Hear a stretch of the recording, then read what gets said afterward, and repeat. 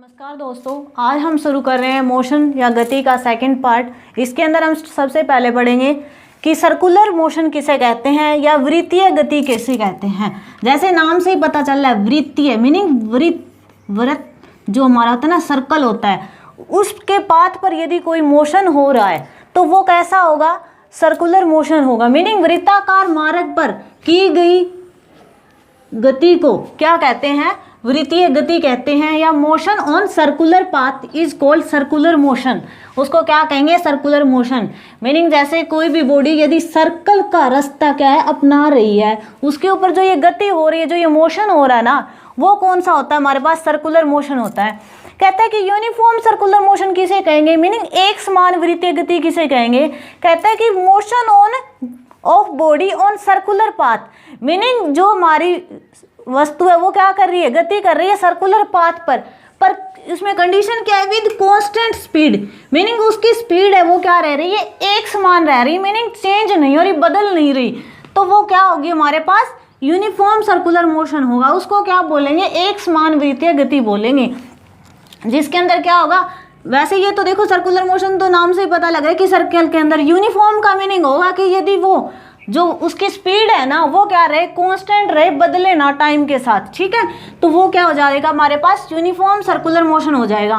कहता है कि एक समान वृत्तीय गति होती है ना। देखो यूनिफॉर्म सर्कुलर मोशन की बात कर रहे हैं कि वो क्या, हमने बोला कि वो किसी सर्कल के अंदर क्या करेगा, एक कांस्टेंट स्पीड के साथ अपनी क्या करेगा, रास्ता पाथ करता है, उसी को बोलते हैं यूनिफॉर्म सर्कुलर मोशन, ठीक है। कहता है उसके अंदर क्या होगा, हर पॉइंट के ऊपर, जैसे मान लो इस पॉइंट के ऊपर बात कर रहे हैं, वेलोसिटी तो हमने कह दी इस पॉइंट के ऊपर, ये सब जगह कैसी है, मीनिंग सेम रहनी चाहिए, ये कह रहे हैं ना यूनिफॉर्म सर्कुलर मोशन के अंदर। पर उसकी डायरेक्शन तो हर पॉइंट पे क्या होगी, चेंज होगी। देखो अब इस पॉइंट पे तो यहाँ ऊपर जाएगा, अब यहाँ आएगा तो वो इस तरफ लगाएगा, अब यहाँ है तो उसकी वेलोसिटी की डायरेक्शन नीचे है, अब यहाँ पे मीनिंग वेग की उसकी गति क्या है, वेग की जो डायरेक्शन है, मीनिंग उसकी जो दिशा है वो क्या हो रही है, बदल रही है ना। वेग की जो हमारे पास क्या है, दिशा बदल रही है, डायरेक्शन क्या हो रही है, उसकी चेंज हो रही है। चेंज होने के कारण वो बॉडी क्या करेगी, एक्सेलरेट करेगी, मीनिंग क्या त्वरित होगी, मीनिंग उसके अंदर त्वरण आएगा ना। त्वरण कब आता है, जब वेलोसिटी की क्या है, डायरेक्शन हमारी चेंज होती है टाइम के साथ। एक्सेलरेशन यही था, velocity by time. Meaning velocity की यहाँ पे हमारे पास क्या वैल्यू तो नहीं बदल रही, पर उसका क्या बदल रहा है, डायरेक्शन बदल रही है। डायरेक्शन बदलने की वजह से सर्कुलर मोशन होता है, वो हमेशा क्या करता है, एक्सेलरेट करता है, ठीक है, एक्सेलरेटेड होता है, त्वरित होता है। बिकॉज क्योंकि वेलोसिटी की दशा क्या होती है, बदलती रहती है, मीनिंग डायरेक्शन क्या होती है, चेंज होती रहती है, ठीक है। और कहाँ पर होगी, हर पॉइंट के ऊपर होगी। और कहाँ होगी, उसके टेंजेंट के अलोंग होगी ना। इस पॉइंट पे है तो इसके टेंजेंट, अब यहाँ पे यदि देखनी है तो इसका जहाँ टेंजेंट आएगा उसी डायरेक्शन में उसकी क्या होगी, वेलोसिटी की डायरेक्शन होगी, मीनिंग वेग की हमारी दिशा होगी। तो ये याद रखना कि सर्कुलर मोशन के अंदर यदि यूनिफॉर्म सर्कुलर मोशन है, वो यूनिफॉर्म सर्कुलर है, तो यहाँ ऑब्वियस है कि उसकी वेलोसिटी या स्पीड कह रहे हैं, वो क्या स्पीड हमारी कैसी रह रही है, कांस्टेंट है, यूनिफॉर्म है। तो पर क्या यूनिफॉर्म मोशन होते हुए वो एक्सेलरेट करेगा, हाँ करेगा। क्यों, क्योंकि उसके अंदर डायरेक्शन क्या हो रही है, बदल रही है, उसकी दिशा बदल रही है, ठीक है, जिसकी वजह से वो क्या करता है, एक्सेलरेट करता है, ठीक है। वो डायरेक्शन कहाँ बदलती है, हर पॉइंट पे बदलती है, उसके पाथ पे, हर पॉइंट के ऊपर उसकी डायरेक्शन क्या होगी, चेंज होगी। किसके अलोंग होगी, टेंजेंट के अलोंग होगी, जहाँ उसका टेंजेंट होगा, ठीक है, टेंजेंट के अलोंग लगेगी हमेशा, ठीक है। उसके बाद आता है हमारे पास वृत्तीय वेग, मीनिंग सर्कुलर वेलोसिटी क्या होती है। फिर सर्कुलर वेलोसिटी क्या होगी, देखो वेलोसिटी हमारी क्या होती है, डिस्टेंस बाय टाइम होती है ना।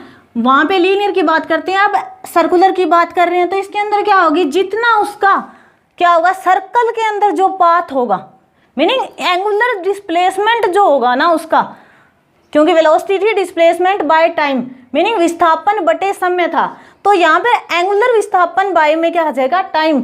मीनिंग जो वृत्त के अंदर उसका विस्थापन हो रहा है, मीनिंग जैसे यहाँ से वो कोई बॉडी ए से बी तक गई, तो यहाँ से लेकर यहाँ तक जो उसका एंगुलर डिस्प्लेसमेंट हुआ है ना, और ये एंगुलर डिस्प्लेसमेंट निकलेगा कैसे, यहाँ से यहाँ तक गए तो उसका एंगल ही बदल रहा है ना। अब जैसे एक और ले लो, यहाँ से कोई मान लो पी से चला और बी पर आया, तो इसका मीनिंग क्या है कि हमें ये एंगुलर डिस्प्लेसमेंट निकालनी है, और ये निकलेगी कैसे, जैसे इनके मान लो वो यहाँ से स्टार्ट हुई, ऐसे करती करती अब यहाँ पहुँच गई, तो मीनिंग यही है ना। तो ये जो एंगल होगा, जितना एंगल बदल रहा है वो इसकी क्या आ रही है, एंगुलर डिस्प्लेसमेंट आ रही है हमारे पास, यही आ रही है ना एंगुलर डिस्प्लेसमेंट। बाय में क्या होगा, टाइम। तो ये क्या हो गया हमारे पास, सर्कुलर वेलोसिटी का क्या आ गया हमारे पास, वृत्तीय वेग का फॉर्मूला बन गया एंगुलर डिस्प्लेसमेंट बाय टाइम। तो यहाँ से हम एंगुलर डिस्प्लेसमेंट की जगह क्या लिख सकते हैं, मीनिंग ये एंगल ही लिखेंगे ना जो ये एंगल बन रहा है, क्योंकि मान लो आप P से लेकर वो B तक आए या A तक मान लेते हैं, तो ये क्या है, अब ये बॉडी हमारी इस तरह से चलती चलती यहाँ पहुँच गई, मीनिंग इसका एंगल ही चेंज हो गया ना, ये पूरा ये रास्ता, मीनिंग ये पूरा एंगल जो बना ये क्या हो गया, अब इसकी एंगुलर डिस्प्लेसमेंट होगी, मीनिंग यहाँ से यहाँ तक पहुँच गई ना वो जो डिस्टेंस कवर किया उसने। तो ये क्या हो गया, इसका फार्मूला याद रखना, इसको ओमेगा से बोलते हैं, क्या बोलते हैं, W से डिनोट करते हैं और जिसे ओमेगा कहते हैं, और ओमेगा का फार्मूला यहाँ से क्या हो गया फिर थीटा बाय टी, और थीटा यहाँ पर क्या है जो हमारा एंगुलर डिस्प्लेसमेंट है, ठीक है, बाय में टाइम मीनिंग समय। तो यहाँ से ये क्या आ गया, थीटा की यूनिट क्या होती है हमारे पास, रेडियन, और टाइम की क्या होती है, सेकंड। तो इसकी ऐसा यूनिट क्या बन गई, रेडियन पर सेकंड, किसकी, एंगुलर वेलोसिटी की, ठीक है, रेडियन पर सेकंड, ठीक है। उसके बाद टाइम पीरियड क्या होता है, कहता है एंगुलर की यदि बात करें वहाँ पे भी, टाइम पीरियड किसी चीज़ का क्या होता है कि कोई भी बॉडी जितना अपना रास्ता पाथ कर रही है उसका जो वन कंप्लीट एक चक्कर लगाने के लिए जितना उसने टाइम लिया है ना, रिक्वायर्ड किया है, वो ही उसका क्या कहलाता है, टाइम इंटरवल कहलाता है, मीनिंग टाइम पीरियड कहलाता है। Body move on circular track and complete one revolution, meaning एक चक्कर लगाने के लिए जितना उसने टाइम की जरूरत पड़ी वो ही उसका क्या हुआ, समय हुआ, ठीक है, टाइम पीरियड हुआ। इसको डिनोट करते हैं कैपिटल टी से, ठीक है। उसके बाद आती है एंगुलर फ्रीक्वेंसी। हमारी जो एंगुलर फ्रीक्वेंसी किसे कहेंगे, तो एंगुलर फ्रीक्वेंसी क्या होती है, कहता है कि जो इनवर्स होगी किसके, टाइम पीरियड के। वैसे लीनियर वेलोसिटी होती है जिसको म्यू ऐसे म्यू से लिखते हैं, ठीक है, इसको म्यू बोलते हैं, ये होती है 1/t। ये भी क्या हमारे पास टाइम के क्या होती है, रिवर्स होती है, इनवर्स होती है। वैसे ही एंगुलर फ्रीक्वेंसी जिसको n से लिखते हैं, और ये भी क्या है, इनवर्स ऑफ टाइम पीरियड, जितना उसने टाइम लिया एक चक्कर पूरा करने के लिए उस टाइम पीरियड के क्या होगी, ये इनवर्स होगी, मीनिंग n क्या होगा, 1/t होगा, ये याद रखना, ठीक है। तो यहाँ से यदि एंगुलर फ्रीक्वेंसी के हमारे पास ऐसा यूनिट पूछे तो क्या हो जाएगी, 1/सेकंड, है ना, यही बनेगी, ठीक है। किसकी आ गई ये हमारे पास यूनिट, एंगुलर फ्रीक्वेंसी n की, ठीक है। अब देखो हमें ये पता है कि एंगुलर जो वेलोसिटी थी ओमेगा वो क्या था, angular displacement by time, meaning theta by time. अब ये देखो कि थीटा क्या है, मीनिंग हम सर्कल की बात करें तो सर्कल के अंदर एक चक्कर वो पूरा कब करेगी, पूरा एंगल क्या है, रोटेट हो जाएगा उसका, जब भी मीनिंग यहाँ से चली और यहाँ वापस तभी पहुँचेगी ना जब 2π का एंगल कंप्लीट हो जाएगा, 360 डिग्री का एंगल बना लेगी, यही है। तो इसको क्या लिख दो, 2π/t, ये लिख सकते हैं। अब देखो 1/t है, इसको क्या लिख सकते हो, n क्या है यहाँ पर, एंगुलर फ्रीक्वेंसी क्या है, एंगुलर फ्रीक्वेंसी हमारे पास, ठीक है। तो यहाँ से ये क्या आ गया, फॉर्मूला क्या बन गया, ओमेगा का रिलेशन आ गया 2πn, मीनिंग जो एंगुलर वेलोसिटी है वो किसके साथ, एंगुलर फ्रीक्वेंसी का रिलेशन ये है, ओमेगा = 2πn, ठीक है। फिर यदि हम एक ये याद रखना, कई बार न्यूमेरिकल्स के लिए इंपॉर्टेंट है हमारे पास कि ओमेगा है वो किसके इक्वल है, 2πn के।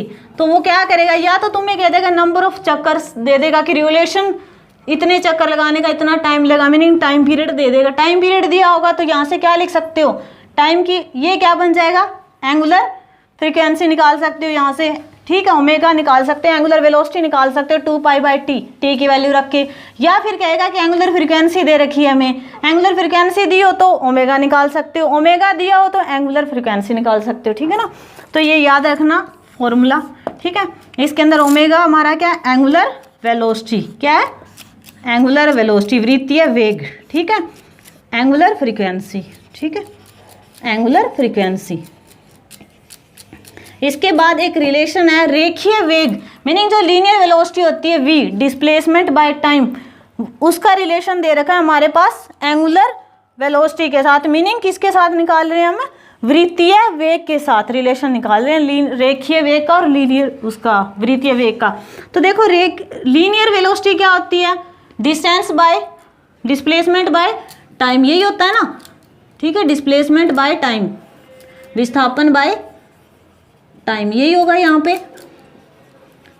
तो यहाँ से ये देखो कि डिस्प्लेसमेंट सर्कुलर की बात करें कि ये ए से लेकर वो बॉडी क्या है हमारी इस पूरे सर्कल में घूम रही है, जैसे ए से बी जा रही है, तो इसके अंदर उसका कितना हुआ डिस्प्लेसमेंट थीटा हुआ। वैसे ही इसी सर्कम यदि हम पूरे की बात करें कि एक पूरा चक्कर उसने पूरा कर लिया, ए से लेकर ए पर वापस पहुंच गया, तो उसके केस में सर्कम जो डिस्टेंस होगा वो कितना कवर किया उसने, जितना उसका क्या होगा सरकमफ्रेंस होगा, यही चीज होगी ना। सरकमफ्रेंस यहाँ पे कितना है हमारे पास, सरकमफ्रेंस ऑफ सर्कुलर ट्रैक कितना कवर किया उसने, कितना रास्ता पास किया यहाँ पर, तो वो कितना करा है 2πr, यही होता है ना सरकमफ्रेंस। ठीक है, इसके बाद नीचे क्या आएगा हमारा उसका टाइम पीरियड, कितना है टाइम पीरियड t, ये क्या हो गया हमारे पास लीनियर वेलोसिटी की फॉर्म में लिख दिया हमने। ठीक है, या फिर यहाँ पे ऐसे थीटा लिख सकते हो, थीटा वो डिपेंड करेगा यदि कहाँ से चली और बॉडी कहाँ तक पहुंची, यही चीज़ है। तो यहाँ से क्या देखो लीनियर वेलोसिटी कितनी आई 2πr t। अब ये बताओ कि 1/t है, r तो बाहर निकाल लो, अंदर क्या रहेगा 2π/t। हम क्या लिख सकते हैं t को, हमने यहाँ से देखो ओमेगा कितना निकाला 2π/t, इसको लिख सकते हैं ना ओमेगा इस इक्वेशन से। तो यहाँ 2π/t की जगह हम क्या लिख देंगे ओमेगा, क्या आ गया ओमेगा, r बाहर रह गया, तो ये क्या रिलेशन आ गया v = ओमेगा r। याद रखना है v = किसके बराबर होता है ओमेगा r के। ठीक है, ये इंपॉर्टेंट है, ये न्यूमेरिकल में यूज होंगी तुम्हारी चीजें। ठीक है, कई बार सीधा भी पूछ लेता है कि लीनियर वेग और वृत्तीय वेग के अंदर क्या रिलेशन है, क्या संबंध है वृत्तीय वेग। ठीक है, तो यहाँ क्या रिलेशन है, v है वो डायरेक्टली प्रोपोर्शनल है हमारा वृत्तीय वेग के ओमेगा के। ठीक है, v = ओमेगा r। ठीक है, ये r यहाँ पे क्या होगी, जो भी रेडियस होगी उस सर्कल की जिस पाथ में वो मूव कर रहा है। ठीक है, वो तो यहाँ से क्या हुआ, ये हमारे पास आ गई एंगुलर फ्रीक्वेंसी। ठीक है, एंगुलर वेग वृत्तीय वेग, और हमने क्या निकाल दिया टाइम पीरियड्स और वृत्तीय गति। अब हमारा देखो प्रोजेक्टाइल मोशन क्या होता है, परिक्षेप्य गति क्या होती है। कहते हैं जब कोई वस्तु स्थित से कोई कोण बनाते हुए, मीनिंग अपने हॉरिजॉन्टल के साथ कोई एंगल बनाते हुए ऊर्ध्व तल में, मीनिंग ऊपर की तरफ जो फेंकी जाती है, उसका पथ जो उसका रास्ता होता है ना, ये क्या होता है पैराबोलिक, मीनिंग परवलय होता है। कैसा होता है, परवलय होता है, पैराबोलिक होता है। उसी मोशन को क्या बोलते हैं, प्रोजेक्टाइल मोशन बोलते हैं। कहते हैं कि जब कोई बॉडी को हम प्रोजेक्टेड कर रहे हैं, फेंक रहे हैं कहाँ ऊपर की तरफ, और वो कोई एंगल बनाए अपने हॉरिजॉन्टल के साथ। ठीक है, अपने हॉरिजॉन्टल के साथ क्या है कोई एंगल बना रही है, और उसका जो ये रास्ता होगा ना, मीनिंग जिस रास्ते से वो जाएगी, हमने फेंके तो कहीं जाके तो गिरेगी ना, जो ये रास्ता वो पास करेगी, मीनिंग जहाँ से फेंकी और जहाँ जाके गिरेगी वो रास्ता उसका कैसा होगा, उसकी ट्रेजेक्ट्री कैसी होगी, पैराबोलिक होगी। यदि ऐसा हो रहा है तो वो जो रास्ता जो मोशन है उसकी गति है वो कौन सी हमारे पास प्रोजेक्टाइल मोशन है, कौन सा है परिक्षेप्य गति है। समझ में आया कि जब कोई भी वस्तु अपनी क्षितिज मीनिंग अपनी क्या कर रही है वो, जब कोई वस्तु क्षितिज से कोई कोण बनाती, मीनिंग अपनी हॉरिजॉन्टल के साथ, ये हुआ ना क्षितिज कहते हैं इसके साथ कोण बनाते हुए ऊर्ध्वाधर, मीनिंग अपने ऊपर की तरफ फेंकी जा रही है, अपवर्ड की तरफ फेंक रहे हैं उस चीज को, और वो क्या बनाए अपना रास्ता कैसा, उसका पाथ परवलय हो, मीनिंग कैसा हो पैराबोलिक पाथ हो उसका। तो वो जो रास्ता होता है या जो गति होती है उस टाइम, जो उस मोशन को हम क्या बोलेंगे पैराबोलिक बोलेंगे। ठीक है, कोई a body is projected upward with make an angle with horizontal and its path या trajectory is parabolic path, then its motion is called projectile motion। उसको क्या कहेंगे projectile motion कहेंगे। अब देखो कोई चीज हम किसी एंगल की क्या हॉरिजॉन्टल के साथ कुछ एंगल बना रही है और ऊपर की तरफ फेंक रहे, तो यहाँ पे मीनिंग उसका डिमेंशन कितने 2 डिमेंशन के अंदर है, तभी ऐसा पॉसिबल हो रहा है। तो अब ये चीज समझ में आई यहाँ से। अब कहता है कि मान लो कि जिस उसके बाद निकालते हैं कि जो ये हमने फेंका प्रोजेक्टाइल मोशन आया उसके अंदर उड़ान काल या टाइम ऑफ फ्लाइट क्या होता है। कहता है कि जो एक कोई भी चीज जैसे बॉल हम फेंकते वो कहीं जाके तो गिरेगी ना, तो वो क्या आया उसका जो ये रास्ता है। ठीक है, तो यहाँ पे कह रहा है कि टाइम ऑफ फ्लाइट क्या होता है, फेंकने तथा वापस पृथ्वी पर गिरने के बीच का जो समय है, मीनिंग जहाँ से हमने फेंकी है वहां से लेके वो जहाँ पे जाके गिरी है, जितना रास्ता उसने वो पास किया, उसके लिए जितना टाइम उसने लगाया है, वो ही टाइम क्या है, टाइम ऑफ फ्लाइट है। ठीक है, क्या है, टाइम ऑफ फ्लाइट होगा। अब यहाँ से याद रख सकते, इसको याद करना है, ठीक है, लर्न करना है। ये टाइम ऑफ फ्लाइट होता कितना है, 2u sin थीटा बाय जी। कितना होता है, 2u sin थीटा बाय जी। इनमें ना कंफ्यूज मत होना, वैसे सेम है तो टी से याद रखना, टी मीनिंग 2, तो यहाँ से 2 से स्टार्टिंग होती है इसकी। ठीक है, T 2u sin theta by g. यहाँ पर u क्या है हमारा, जो इनिशियल वेलोसिटी थी उसकी, जो आरंभिक वेग था जिससे वो हमने फेंकी थी, u वेलोसिटी के साथ फेंकी थी ना, और वो एंगल वहाँ बनाएगी थीटा। तो जिस मान लो इसके एक्स एक्सिस के लॉन्ग, तो वो क्या है, u cos थीटा, वो तो क्या होगी, 0 है। इस पे तो ऊपर की तरफ जा रही है उस वेलोसिटी के साथ, तो वो कंपोनेंट तो अपवर्ड वाला आएगा।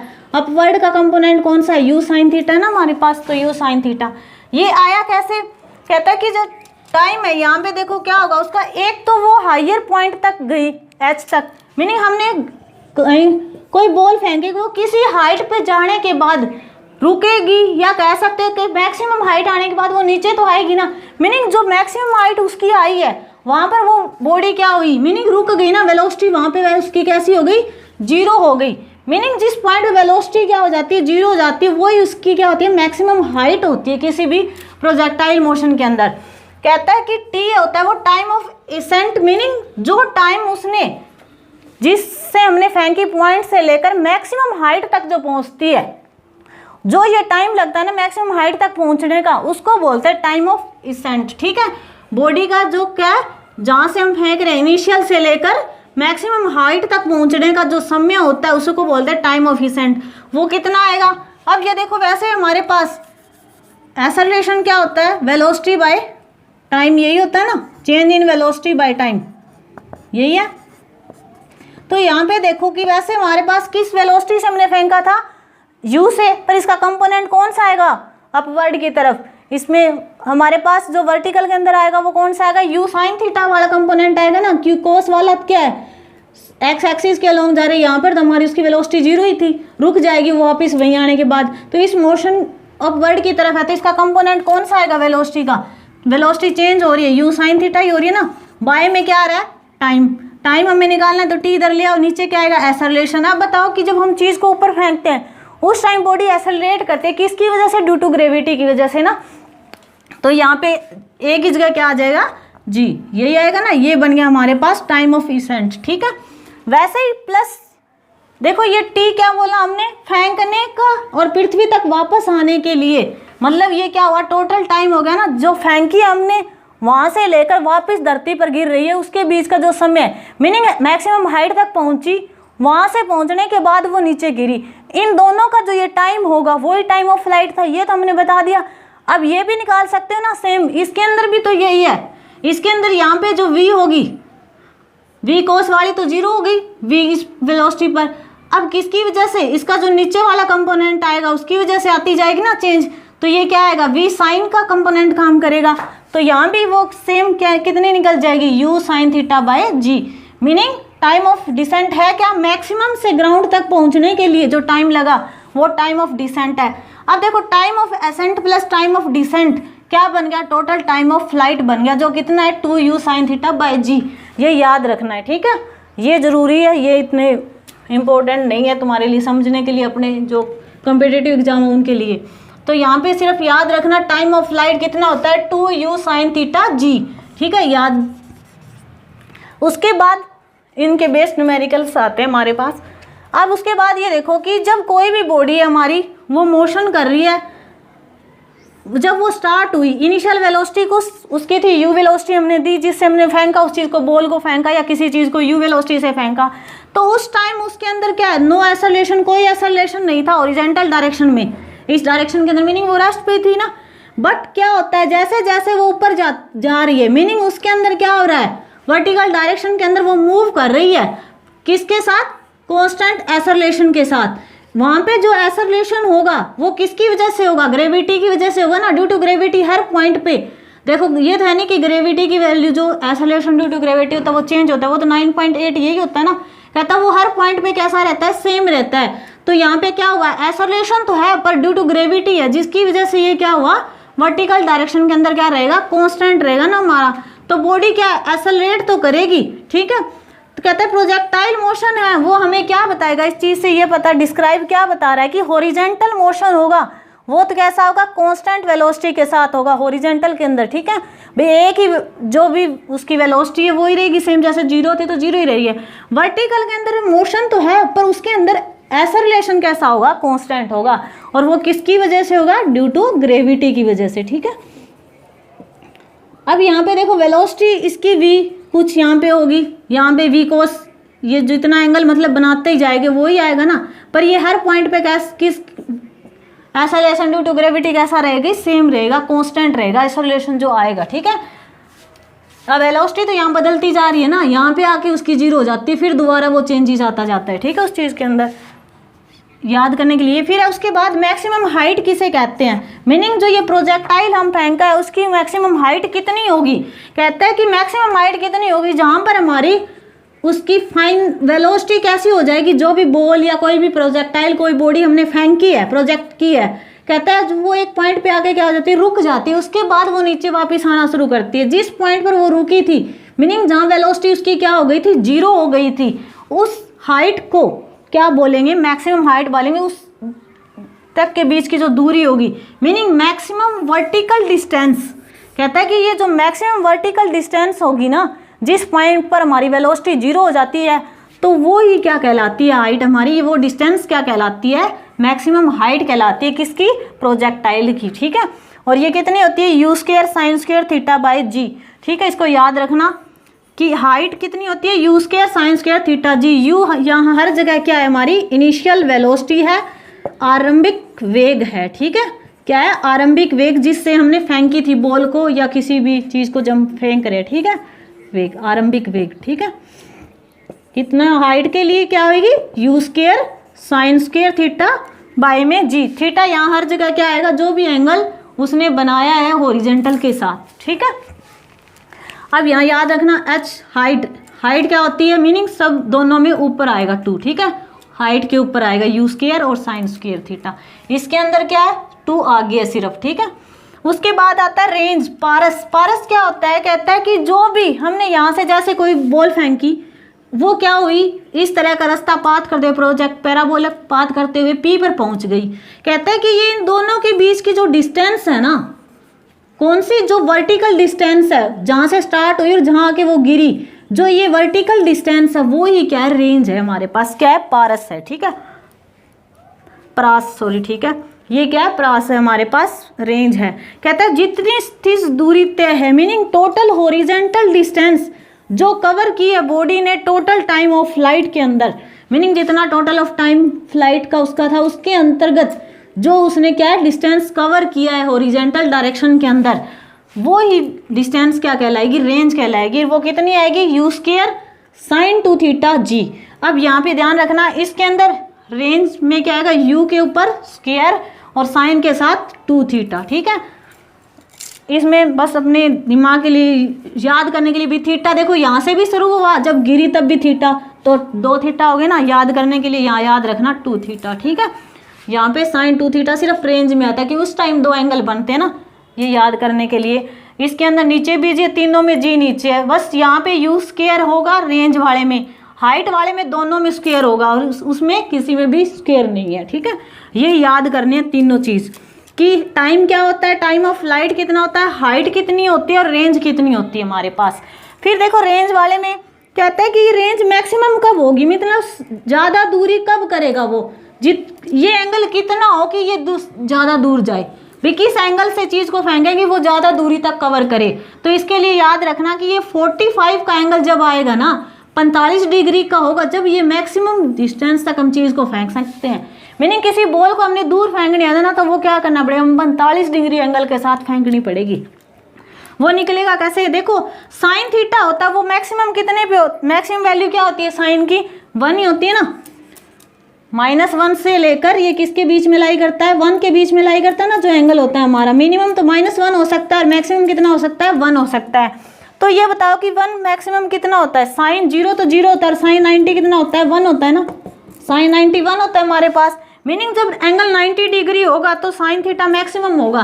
पर यहाँ पे साइन 2 थीटा है, 2 थीटा मीनिंग यहाँ पे 90 कर दिया तो 180 बन गया, हमें यहाँ 90 चाहिए तो इसका मीनिंग यहाँ थीटा कितना होना चाहिए 45 डिग्री, 45 दूनी 90, तो यहाँ से क्या हो गया साइन 90 आ गया ना। साइन 2 थीटा मैक्सिमम होगा एट 45 डिग्री पर, क्यों, क्योंकि 2 थीटा है, देखो थीटा 90 पे तो 2 थीटा 45 होगा ना यहाँ पे, जब भी 90 बनेगा 2 इंटू 45 करेंगे तभी 90 आएगा, तो साइन 90 तो हमारा 1 होता है, ठीक है ना, तो किस पे आ जाएगा 45 पे, ठीक है यहाँ से।